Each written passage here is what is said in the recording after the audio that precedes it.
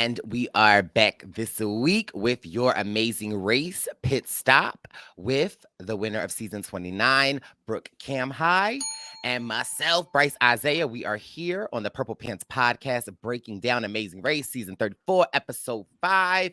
Brookie Pooh, how are you? I'm good. It's been a week, but it was a great episode. I'm very excited. I'm going to say it up front. I don't have anything bad to say. Oh. That's probably not true. I think it was fun. We'll find something. The lie detector determined that was a lie, but I enjoyed this leg of the race. I felt like it was entertaining. I felt like I did have some questions, but I mean, we'll get there when we get there. But again, like my first question off the bat was like, they have this like charter jet, right? Yeah. And in old school Amazing Race, like I remember there, like you would be on plane 1 or plane 2. Now, correct me if I'm wrong. Like sometimes if you're on plane 3, or plane 3. If you were on plane 1, right, and you land and say we're going to like Brooklyn, we land in Brooklyn. Like you don't, as soon as you land, start the race again. Like you would go in and check into a hotel, and then the next day you would just like leave. And this is the only thing you would have to do is clear customs. So if you were coming from another country, you would clear customs, but no, when the leg starts, the hotels are at the end. So when the leg starts, occasionally they will hold everybody together and clear customs together and start the race all at the same time. But when you land, you go. Your plane is off and you go. So if there are 3 teams on plane 1, when they land, those 3 teams are clearing customs and they're off. The charter thing is it's not going to say anything bad. I don't like it because, but I understand it. Like, it's not like a decision they've made that I don't like the decision. It's a decision they've made in order for us to be able to have the Amazing Race right now. Right. So I do like it because I like that the show is happening. And unless they can get more than 1 charter plane, which, okay, then this is the way it's going to be, right?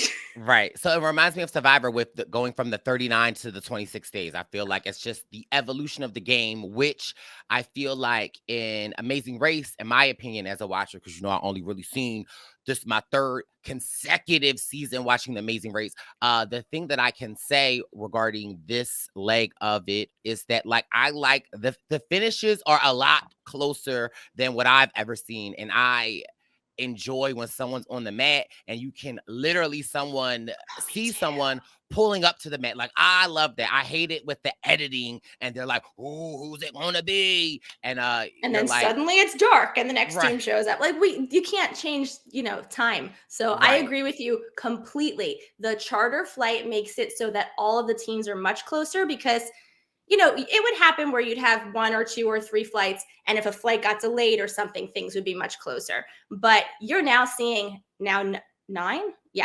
teams this week, all starting basically at the same time and being much closer than, 2 or 3 teams or 3 or 4 teams that happen to be on the same flight. So as much as I don't love the fact that they're all flying together and there is no airport drama of who's on what flight and so on and so forth, it's cool to see more teams together at the same time. So I do like that.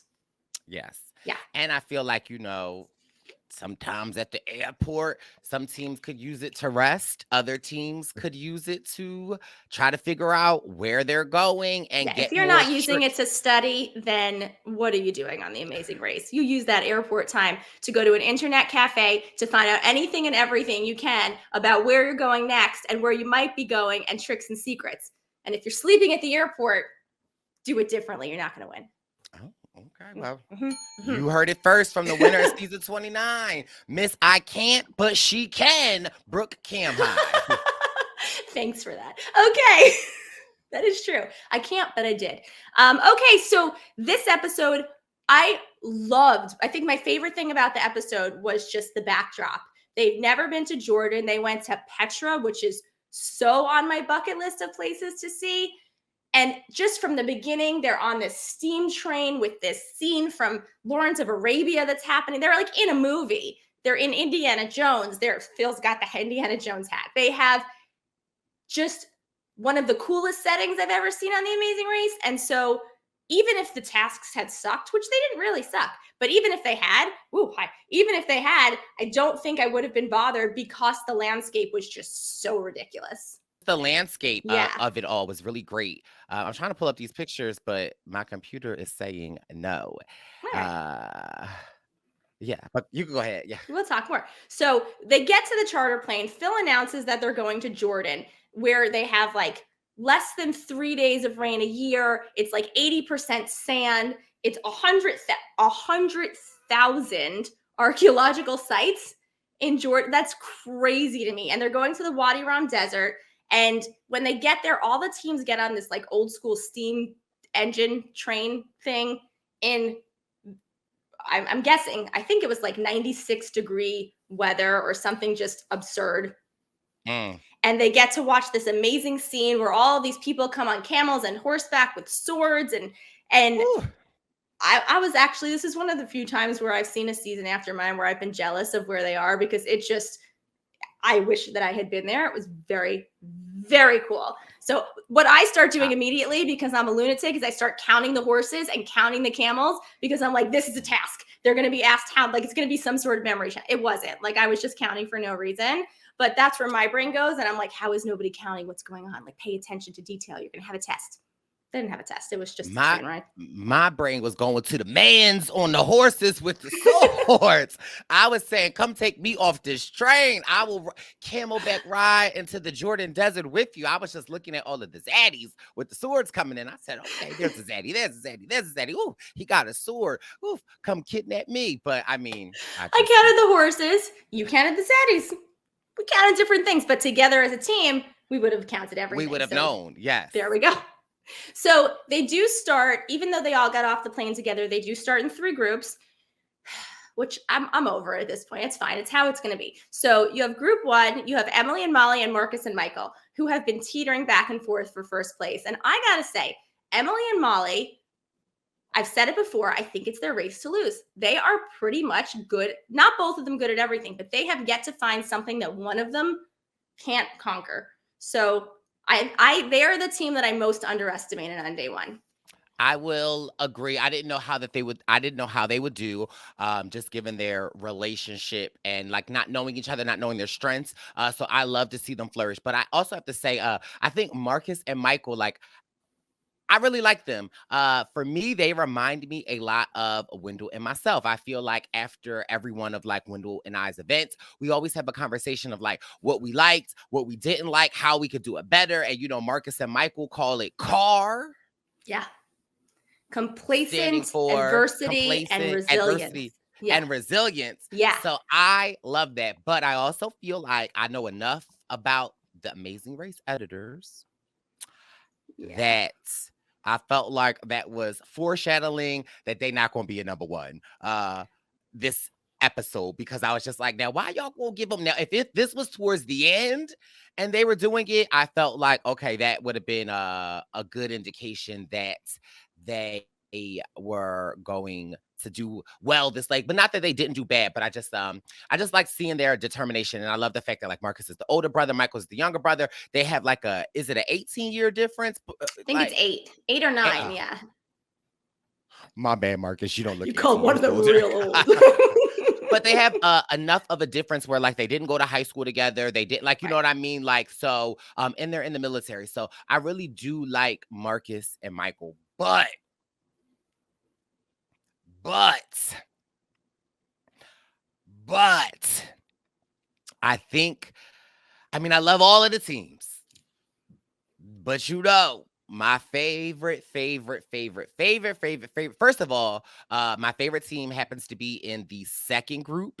And yes, I know this. Sadly, that Rich and Dom are out. So we don't have this positive energy. We don't have the mantras anymore. But I felt like, although Rich and Dom were out this episode, I felt like their spirit was there, because my favorite team, Louis and Michelle, okay, Team Miami, they were so positive. And then they were like, we were the night before, we were like envisioning ourselves jumping. Yeah, they did. They really did. They channeled Rich and Dom. They had this like vision board session in their hotel room the night before. I didn't even think about that. They did. So, Rich and Dom are still with us. But again, I just love their It's good. energy. And yeah, I was like just hyped to see them off and into the races. I will say with Marcus and Michael, I'm going to call it now. I'm getting strong fourth place vibes. Oh, I feel like they're going to fall just short of the finale. I find that historically, not always, but a good amount of the time, very strong male teams make it right before the finale. So I'm going to call them. Are they I might be given? wrong. I don't know. And so it's crazy that you say that because I thought of Dusty and Ryan this episode because it reminded me of last season 33, when they were that mystical lady Oh, and they had God, to that was like good. find the gold coins all around the place. But okay, I'll let you narrate. Sorry, but No.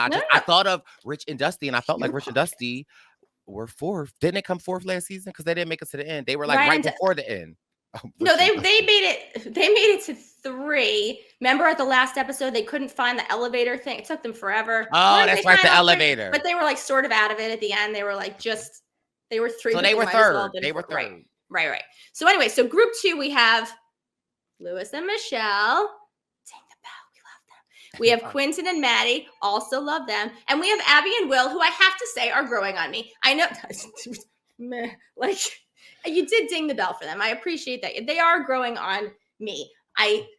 Not as much as the others, but I'm getting into them. I mean, no, I love the high school sweetheart. My thing is that we just don't see enough of them. Right. And that's not their fault, though. But I wonder, is it that and this is a compliment to them, maybe they are just in the game so much that they're not really giving good confessionals or like that. Like, I don't know, but we just don't see a lot of them.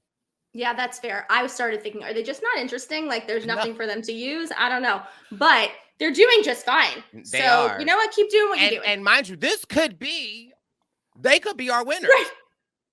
There have been winners who have been sort of invisible throughout the season, so it is possible.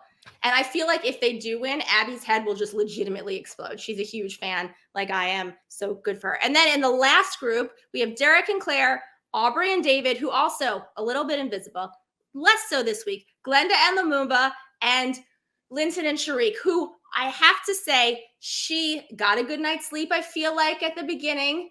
And I see your face. I know. I'm trying to be positive because I love him so much that I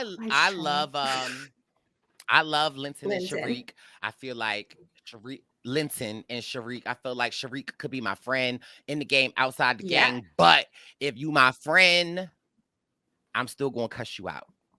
And so I gotta cuss out for Sharik this episode, but it's a cuss out with love. But we'll get there when we get there. Okay, so all of the teams have to choose a driver to drive them through the desert to their next clue, which is the roadblock. And the roadblock says who wants to test their mettle. Now, I have a horrible flashback to a roadblock that I did that said who's into heavy metal, where I was told, baby, it's a music challenge, you should do it. And I had to try and make a ladle with a spoon. And everything with metal freaks me out because I think it's going to be some sort of like workshoppy, if you don't have grip strength, you're screwed. That wasn't this. This was much easier. This was search like a crash site in the desert with a metal detector and find your clue. A lot of the teams did this really quickly, with the exception of a few teams who just couldn't take the hint and were searched. All of the clues seem to be in the middle of the section. Like Emily and Molly. Oh, first of all, I think it's Molly hurts her leg. And even with a hurt leg, she is, because running through, I mean, you're a runner. Running through sand on a hurt leg has got to be one of the most difficult things that you can do. And she is just powering through the pain. So good on them. I really like them. Yes, she was keeping it moving. Although she like, listen, I never hurt this part of my leg before. I don't know what's going on, but but she keeps moving. I'm keeping it moving. So when they get to this roadblock, Marcus does it. He does one of the smartest things that I can think of. He starts marking his foot with his footprints where he's been so that he doesn't go over the same spot twice. Because in the desert, everything looks exactly the same. So he's doing it like concentric. I don't think he's in circles, but he's doing it in a way that he knows where he's been. Molly has a little bit of trouble. She's never used a metal detector, but they come in first and second. They leave in first and second. It's in the middle. They're paying attention. They know where they've been. And then Abby shows up. She's struggling. She stays calm. They lose. They have like a 15-minute lead, which they kind of lose. But she doesn't let it get to her. I think I would probably let it get to me a little bit. But she doesn't let it get to her.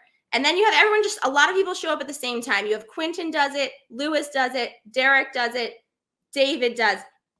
Oh, I'm sorry, it was Abby, not Aubrey. It was David does it. And then you have Lumumba and Linton who get there last and are just not paying a lot of attention. So Quinton finds it in 2 seconds. He's in and out in third. Lewis is working. He's the one in concentric circles. He handles the sand like he handled the ice. Like the way he dug through that sand. First of all, I was just confused as to why every 2 seconds Lewis's thing was going off. It was like beep, beep, beep, beep. Like what? Like where are you at? But Lewis a couple of times thought he had it. He was in that sand. I was like, I'm so happy that Lewis did it. And yeah, baby boy wasn't playing. Boom, they got it and they were on. But by far, my favorite person in this sand Lumumba was Derek X. Oh, okay. Oh my God, he sprinted. Derek Good X, for him. He did it how I think that I would have done it. Like, I'm not walking around. Yeah. I'm going to run. And like, cause you cover the fastest, like, place with that. Like, so yeah, Derek X killed it. Although he took an L. Okay, we fall down, but we get up. And like, yeah, he was all over that place. And I'm like, yes, like, I just love Derek. I love the way that Derek X and Claire approach this game. They approach it from a strategic based approach. They look at everything like, and what is in their wheelhouse, what they could do good at. So like, I was loving the fact that he actually like was running. Yeah. He said, we're not going to be the fastest, but we're going to be the smart. Like there's a trick to everything. And he was absolutely right. Like, run. If it doesn't work, okay, you ran for 1 minute and whatever, you're behind, but it does work. He finds it like immediately and they are out of there. And then you have David, because I said Aubrey before I met Abby. And then you have David, who stays on the outside. For some reason, he refuses to go to the middle, which takes him entirely too long. And then he's arguing with the judges. He's like, no, but this is metal. You said metal. I found metal. They're like, just no. It's no. I'm pretty sure that he kept picking up on the big metal pieces that were around the edges of the thing that had nothing to do with the challenge. To his defense, though, like if I would have got there, I would have for sure, like I would have thought there's no way that there are not stuff on the perimeter. So to his defense, I feel like I would have been working the perimeter. Now, I don't know if it was editing and they were like rewinding and rewinding and winding it back. But like Aubrey was like, he keeps going in the same place. And like we see him like circling the thing. I'm like, oh my God, David, what is you doing? What I would have liked is, remember, we were just talking about the gold coin thing from last year and how they showed us where the coins were located and obviously not the teams. I would have liked to have seen, especially with these last 2 or 3 teams that were there, where the clues were and how far away they were from them. But I don't know if there was a way for them to show us that. You have Lumumba, who they make it look like he was searching for a really long time. He finds a soda can. He finds a beer can. Right? He actually at some point tells Glenda to just chill out because she's getting on him a little bit. And he's like, you need to stop. But he's taking anything and everything he can find. Now, I also, if I hadn't seen anybody else get the clue, would have taken anything and everything I found to the judges. But I thought it was pretty funny that this is what he was finding. But they get out of there on 8th. And then you have Linton, who was there forever, but who doesn't get impatient. Sharik gets impatient, but he doesn't get impatient. He will not give up. I love this man. Like, I just love his whole attitude. Yeah. Now, mind you, I love you, girl, Sharik, but girl. Yeah. When you was doing the sculpting, was your dad back there like, oh, she's doing it wrong. What is she doing? She needs to hurry up. Like, no, he was just like, come on, Sharik, you could do it, baby girl. You got it. Like, she was pissing me off a little bit. Okay. Now, mind you, I was trying to give her grace because last week you damn near quit. Phil said, do you want to continue? You said, it doesn't I'll do matter. it for you, right? I'll do it for you. Then you get here. Then, you're not even like, now I would have been a little ticked off too, like with the dad in the perimeter. But like, Monday morning quarterbacking, when you're on the sideline, when your dad is in the heat, in the sand, girl. Yeah, he's like the significantly older than everybody else. And like he's doing it and he's not complaining. He's tired. He's not complaining. He's hot. I think she at one point, I might be wrong, was all I should have done this one. And I'm sitting here going, you never say you should do anything. You never want to do any of them. And so, yeah, you should have done this one. If you're going to sit there and complain that he's not doing it, he's in like 100-degree heat. Cut the man some slack. He is maybe the most positive. He gives Dom a run for her money with positivity, not with the mantras, but he is just so calm and positive. I agree. Now, mind you, I do get with Sharik, like, because if that was Barb out there, I probably would be like, what are you doing? So I do give her grace, but I really wish Dom was here, because I really wish Dom would have came and held Sharik's hand and be like, we're going to send your dad some positive energy, Sharik. Like, I really wish, like, of all the episodes, I'm like, where is my girl Dom? We talked so much about her mantra, right? And now it's like our first episode without her, and we need her energy. I wonder how Sharik would have responded to Dom being like, girl, give your dad some love. I feel like she would have been like, no, not for me. But I will say it has to be, it is very hard. Not it has to be. It is very hard when you are the non-participant in a roadblock and you're not allowed. She couldn't have said like, check where everyone else, you can't say anything or there's a penalty. So all you can do is cheer on your partner and that's it. So that it is very difficult to be in her position. Yes. I agree. The one thing that I was a little frustrated by the people in the third leg, like is it David? Like the one thing now, I love me some Lumumba and like David. The one thing that like somewhat irritated me a little bit was that like y'all were there when someone picked up the clue. So it's like y'all know what a clue looks like. Why are you wasting time bringing a soda can and or whatever? Like no, like that ain't it. Keep going. But I don't know. Maybe they thought there were more than one clue. But I feel like, again, I've said this time and time again, at times in Amazing Race, it doesn't pay to be the first. Sometimes it pays to let someone else go and you see what someone else is like, what they pick up, and now you know what you're looking for. Like, Lumumba data, you are not getting a clue from a crushed up beer can. I mean, it's true, but on this one, it does pay to be first because there are 9 of the clues when you get there first. You're right. You're right. Here, there's 1, and poor Linton is searching for literal 1 needle in this sand pit.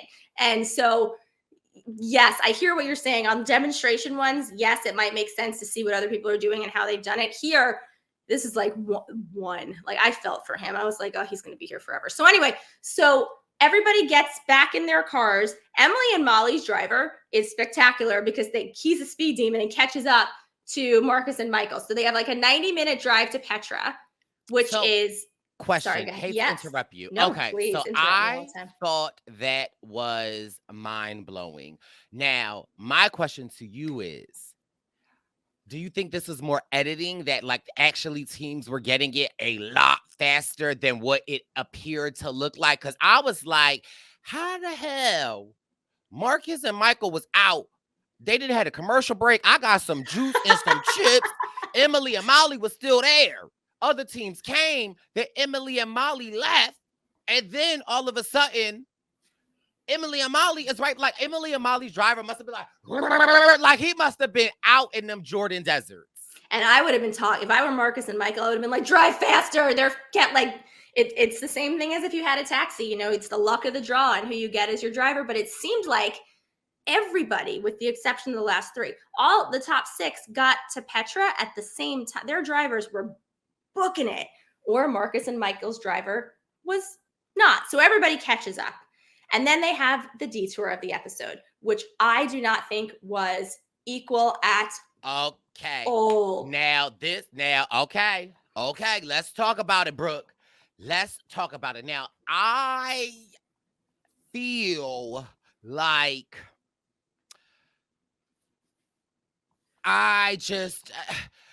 help me understand this because like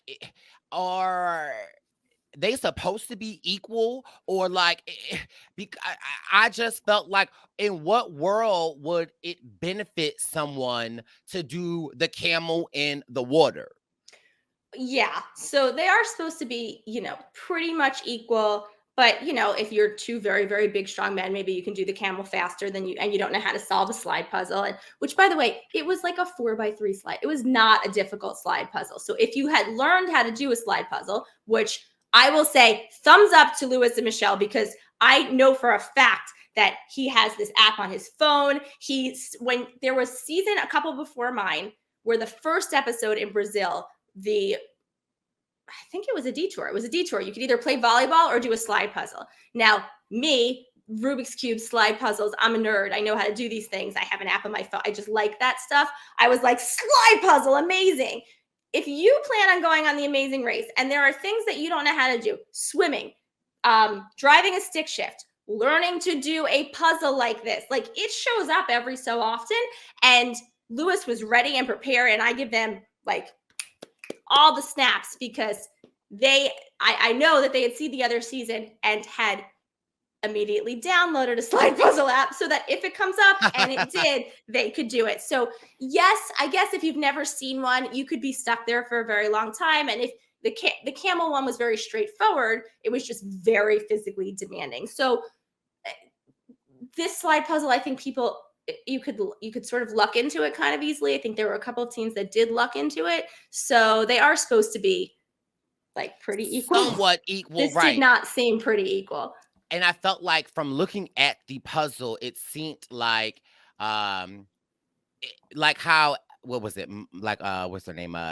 Aubrey and David. Like it seemed like they had got it right at the end. It just was like backwards, like, Right. So it seemed like it was a little flipped. So, but yeah, there was just no way. And then if I were, now tell me if they would allow this, if I were Marcus and Michael, and one, I don't see why we can only bring, so they said the setup had to be the same. I would have snatched me another little bucket of water when I was walking by. So, okay, so you can't do that. 3 buckets of water, and that's it. I think they should have allowed more. What if they took their shirt off and put the shirt in the water? I don't see why not, and squeezed out right. their shirt. I mean, they probably would have gotten stopped, because it said use the 3 buckets of water, and it's smart, and they should have tried it, but it didn't. I mean, if they had used their shirt and tried to wring it out, they probably would have gotten no, because it said use the 3 buckets of water to fill the thing, and if you're using something else, you're probably breaking the rules. So, but I do like how you're thinking outside the box, because it's about playing smart, and that is smart. And what else? Oh, sorry. If the water didn't look like how it looks, I would have put some in my mouth and spit it out as well. Listen, every little count, every little drop counts. That's funny. The other smart thing that happened is Glenda and Lumumba switched. They saw it, they switched. They went right to the puzzle. The one thing about the puzzle that I think people didn't realize, or at least Aubrey and David didn't realize, is there should be an example somewhere. If you don't know how to solve, if you don't know where this, like, there should be an example to show you the end. It was right in front of you. It was like the actual like stones in front of you. They didn't realize that, which is why they were solving it upside down. But I will say, when Linton and Sharik decided to do the camels, my heart broke. I was like, this is it for them. This is it. Because even though they didn't stop and they did it well, it just took so much longer than it took everybody to do the puzzle. Aubrey and David were still at the puzzle when they got there. That's my other feeling. If you are at if you're at a detour and it's the end of a leg and you see a team on one side, unless the other side is something that's so in your wheelhouse that you could do really, really quickly, I think personally I would go to the side where there is another team and see if you can't do it faster than them, because they were struggling. And the camel one took a very, very long time. And if you see a team struggling, right, I would think that your presence alone, just the fact that you were like the last team, like it would give them anxiety. But another thing to Sharik was they get to the super physical challenge, and like I feel like she not really complaining, like she out here doing it. I was like, Sharik. She was out there doing it. Especially considering how hot it was, I'm really surprised they went to that side.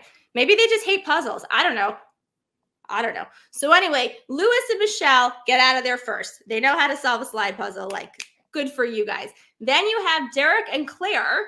She says she's good at a slide puzzle. She wasn't doing it right, but also they luck into it. So that's cool. Luck counts, and that's great. They get out of there second. And then Marcus and Michael, who do the other side, they must have had quite a lead. Like, that side seemed like it took forever. They definitely chose the wrong option, but they got out of their third. And then you have Abby and Will, who get it very quickly, and Emily and Molly, who get lost finding the puzzle. When they finally find the puzzle, they do just fine. And then you have Quentin and Maddie. I wrote down they luck into it. Did no one study how to do a slide puzzle? But it's fine. Luck counts. And then Glenda and Lumumba get it very fast. Yes. And then Aubrey and David are left struggling, doing it upside down, not seeing the example. And then while they're doing that, you have Linton and Sharik. And I'm writing, God, they should swap to the other side. Like, they're so lucky Aubrey and David are struggling. Like, it's not going to be enough because the camel one takes so long. Right.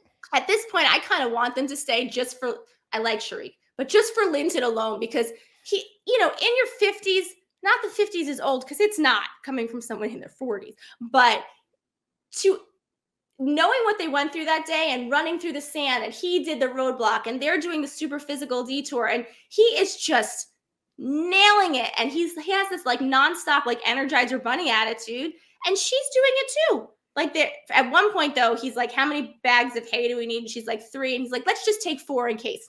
Very smart, because they actually needed 4. She's getting distracted by these super cute puppies that are near the detour. I also would have been distracted by the super cute puppies. Probably would have tried to take one home.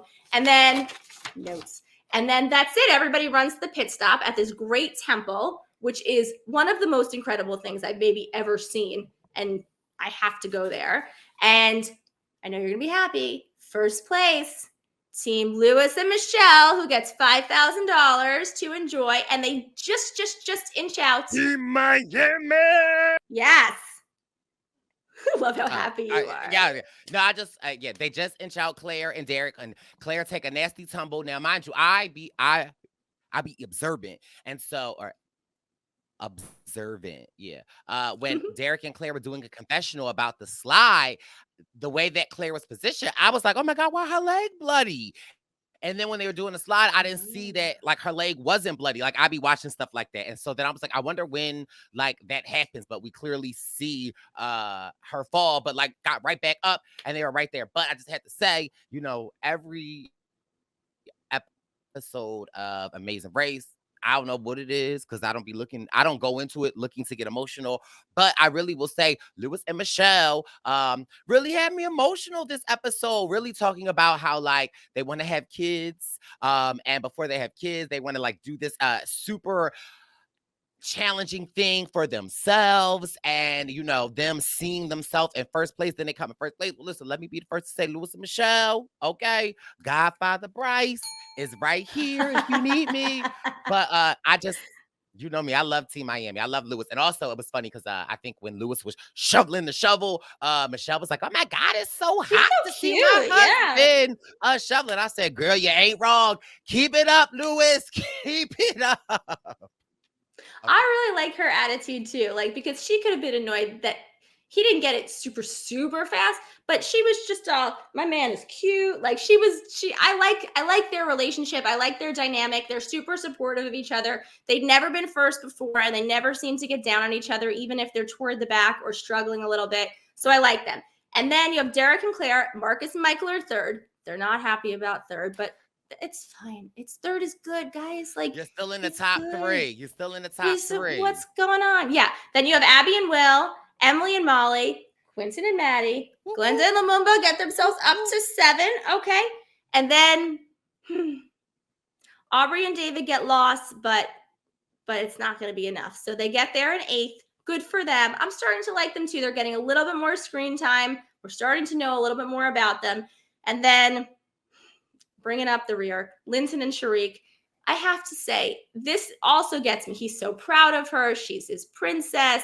Like, he just makes me cry. Like, father-daughter team always makes me emotional, but there's something about this father that was just so proud of his daughter, like, not giving up, even though, no, she didn't give up, not giving up. There's been some, like, talk on the interwebs about the fact that like he went to give her a hug and she didn't hug him? Oh no, I It didn't was see like that. 1,000 degrees. Like, give me a break. It's just hot. Like, she loves her dad. They love each other. They go off. They had a great adventure together. They did what they could. They lasted as long as they could. I would have been happy to see them last a bit longer, but I think they had a good story, and their race has come to an end. It's come to an end, but listen, they made it to 5 legs. That's something to be proud of. And as hard as I am on Sharik, I think the thing that I appreciate the most about her is that everybody want to be happy. Everybody want to be like, la, la, like, listen, that ain't the truth sometimes. Sometimes you do just want to go home. Sometimes sometimes that's the energy that I give in things. And so like there was a part of me that's like, I appreciate her. She's being very, very real. So we get it. But listen, they made it to 5 legs. So listen, kudos to them. We are sad to see you go. I think they played an amazing they played an amazing race. Now, perfect. I have a question, and I didn't even mean to do that. No pun intended. So is it safe to say that, like, is this season 10 episodes? Do we know? Is it historically 10 episodes? Is it 12? Do we know? It's 12. It's historically 12 episodes. It's going to be at least 11 because you have one mega leg, and I think you'll have a keep on racing leg. I think it'll be a normal 12 episode season. You started with an extra team this time, which it normally starts with 11. So I think you will have a mega leg and a keep racing leg, and that will get you to the 12, no problem.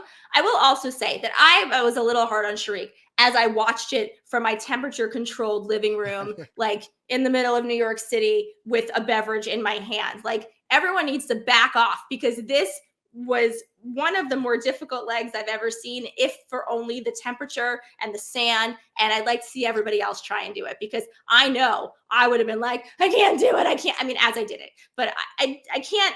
People are everyone else was very like happy, and she was very real. So thumbs up, Sharik. You be you, and good job for all that you did. So proud of both of them. Now I have a question. So we're not technically, if it's 12, we got one more episode to get to the halfway point. But I don't know if it's too early to call, but I feel like I can see at least the top 5 teams or top 4 teams.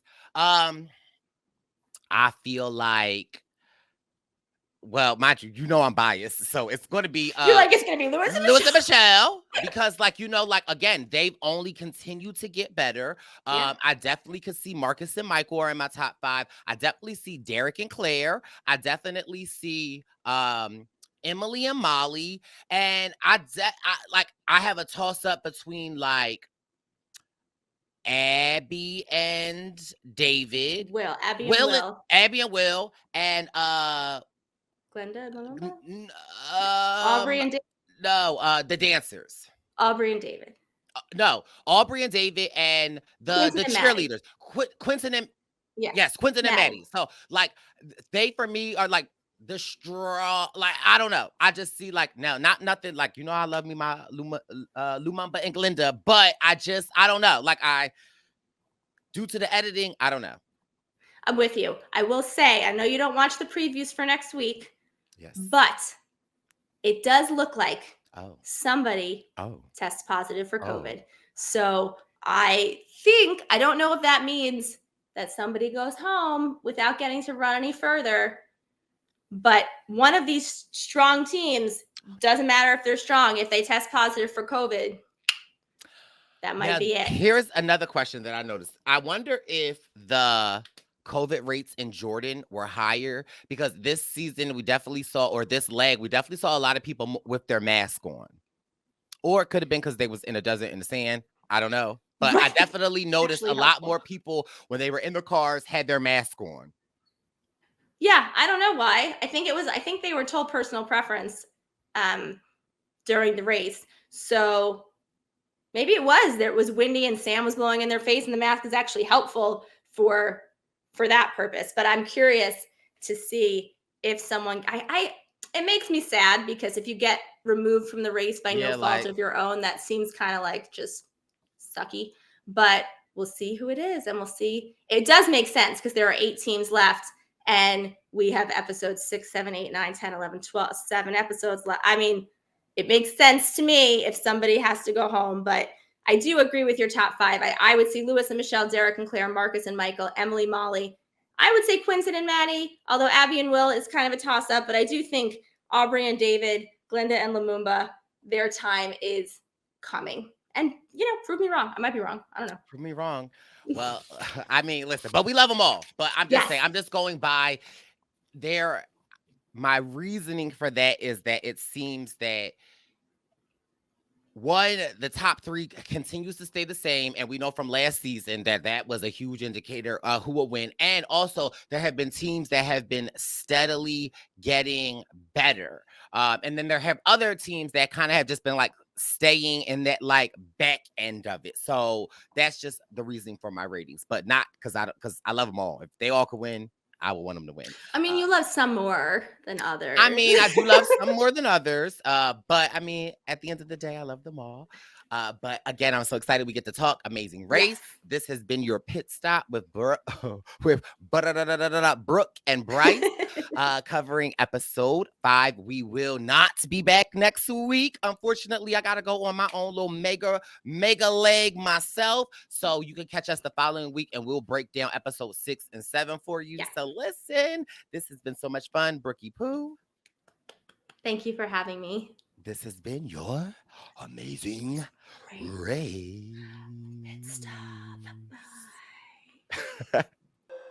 It's the Purple Pants, it's the Purple Pants, it's the Purple Pants podcast. You better get your headphones and listen up quick. Ooh. It's the Purple Pants podcast. You better listen in public, might make your stomach hurt. Ooh. It's the Purple Pants podcast. You're trying to unwind, you better get that box wine.